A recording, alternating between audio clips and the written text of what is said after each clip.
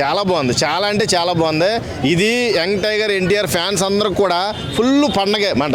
ఈ ట్రైలర్తో ఖచ్చితంగా భారీ బడ్జెట్, భారీ అంచనాలతో అవుతుంది సినిమా. ఖచ్చితంగా ఇండస్ట్రీని షేక్ చేద్ది ఈ సినిమాతో. అదే విధంగా చూస్తే మొన్న ఆల్రెడీ ట్రోల్ కూడా చేస్తారు. కత్తి లేడు ఎన్టీఆర్ అంత కత్తి ఎందుకు పెట్టారు, ఒక పక్కన ఒకటి ఆ కత్తిలిచ్చుకొని థియేటర్ దగ్గర వెయిట్ చేస్తున్నారు. ఆడి కత్తి అంతా ఆడున్నాడో ఈడున్నాడో చూసుకుందాం, కత్తులు కర్రలిచ్చుకొని అక్కడ రెడీగా ఉన్నాడు. ట్రోల్ చేసే వాళ్ళు అందరూ గుద్ద దెంగుతారు గట్టిగా. అంటే పక్కన చూస్తే చెప్పు ఒక పక్కన చూస్తే కొంతమంది వాళ్ళ ట్రోలింగ్స్ కూడా ఇంకొక ఆచార్య తప్పితే ఇది ఇంకేముండదు అని చెప్పేసి అంటుంది. ప్రతి ట్రోలర్ చేసే పనే అది. ఇప్పుడు అర్థమైందా, కొరటాల శివ ఆచార్యతో పోయాడు, ఈ సినిమా కూడా పోగొట్టేస్తాడు. ఇలాంటి రూమర్స్ బాగా ట్రోల్ చేస్తున్నారు. పెద్ద పెద్ద హీరోల్ని గౌరవించాలి. ఇండస్ట్రీని కాపాడాలంటే అలాంటి హీరోలు ఉండాలి మనకి.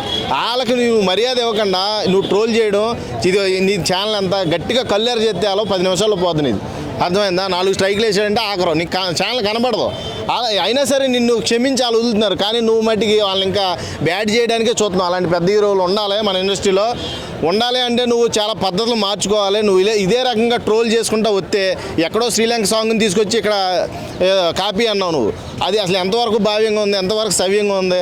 ఇలాంటి ట్రోల్స్ అసలు ఖచ్చితంగా చెయ్యొద్దు. ఎందుకంటే మనకు ఆస్కార్ లెవెల్లో RRRతో మనకు ఆస్కార్ లెవెల్లో నిలబెట్టిన సినిమాలు ఆయన చేశాడు. అందులో అలాంటి స్టారు ఈ రోజున సోలోగా పాన్ ఇండియా లెవెల్లో దేవరాన్ని రిలీజ్ చేస్తున్నారు. దాన్ని మనం గౌరవించాలి, ఆదరించాలి. ఇలాంటి ఆదరిస్తే మంచి మంచి సినిమాలు, మంచి మంచి కంటెంట్లు ఇంకా వస్తాయి ఖచ్చితంగా. అదే చూస్తే ఆల్రెడీ రాజమౌళితో ఎవరైతే హిట్ కొట్టారో ఎమ్మటే ఫ్లాప్ చేయటం కూడా సాధ్యము అని చెప్పేసి అంటుంటారు. అదే విధంగా ఇప్పుడు ఎన్టీఆర్ ఫస్ట్ సినిమా ఇదొక బ్యాడ్ ఉంది రాజమౌళి మీద. ఖచ్చితంగా ఇదైతే బ్లేమ్ ఉంది.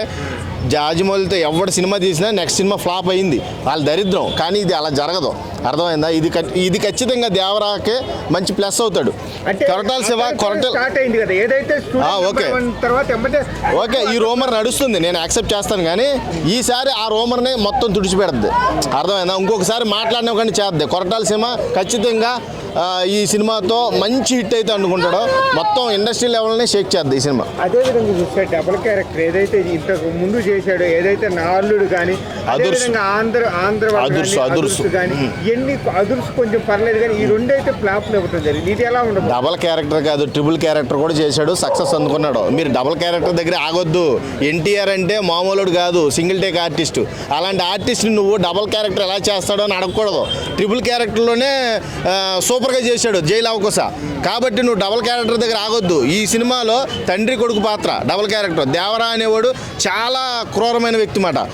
మన కొడుకు అనేది చాలా ఇన్నోసెంట్ ఫీలో, అర్థమైన. దాని మీద కథ నడుస్తుంది. తంగం హీరోయిన్, మన తంగం తెలుసు కదా, జాన్వీ కపూర్, మన సైఫ్ అలీ ఖాన్ బైరా, మన శ్రీకాంత్ ఉన్నాడు, హీరో శ్రీకాంత్, మన జగపతి బాబు గారు ఉన్నారు. చాలా మంచి మంచి ఆర్టిస్టులతో వస్తుంది సినిమా.